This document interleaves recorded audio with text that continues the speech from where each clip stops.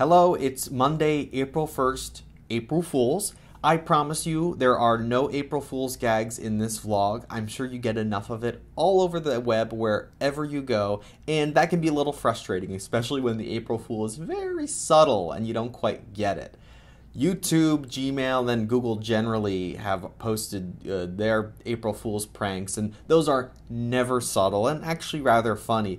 YouTube has the whole deal where, okay, YouTube is over, we're now going to be judging over the next 10 years to select the winner.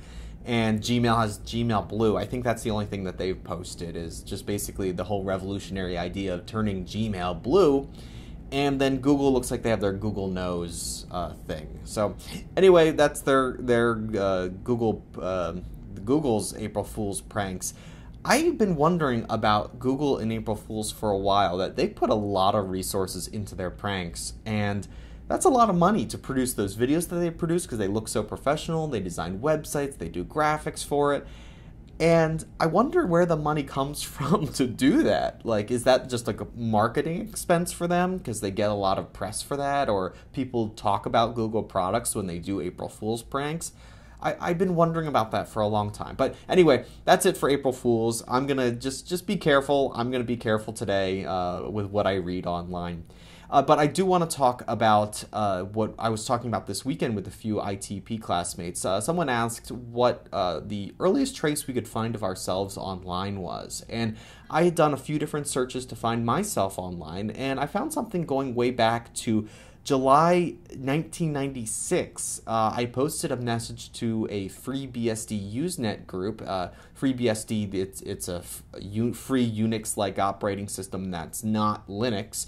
And it looks like I was trying to install it, and I put in the error message, and I say, when trying to boot, I get the message saying missing operating system. How do I get this darn OS working? I can't wait to use it, in my youthful enthusiasm there. I remember installing these free operating systems and being so excited about it, and I had stacks of floppy disks numbered that I would download from my Windows computer and install them on this sort of junk computer that we had, just so I could see what it's like to have some sort of different operating system and tool around and mess around with it.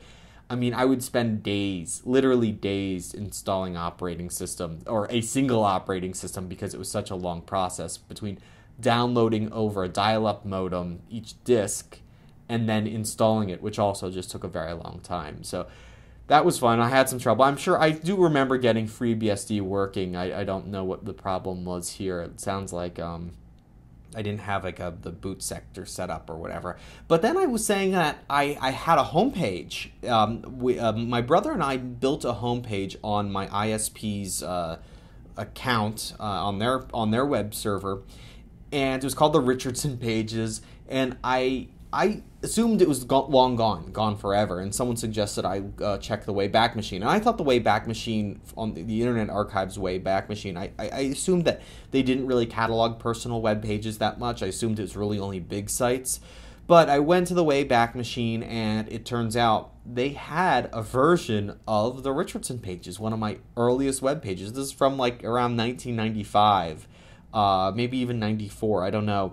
And it turns out we were voted Powwow's top 10 for the week for March 15th, 1996. So it must have been a tough campaign for the Richardson Pages to get voted in there. I know we had an image map up here, and we had all sorts of different subject pages. I had a high-tech homepage with a beat, and I think there's probably a MIDI file that plays here, a techno MIDI file. I'm talking about CUCME, the video conferencing software, Java, Real Audio, ActiveX, PGP. These were some of my favorite technologies at the time. We had a Jimmy Buffett homepage. I had a homepage for the Magic Link, the Sony PDA, which was, I got that as a birthday gift one year. It was like the best gifts I've ever gotten. It made me so delighted.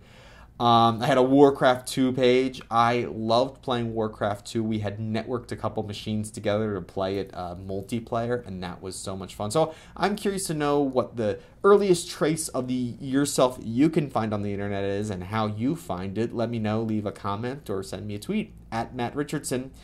I'll have another video for you tomorrow. So have a great day, and be careful out there with April Fools. Bye.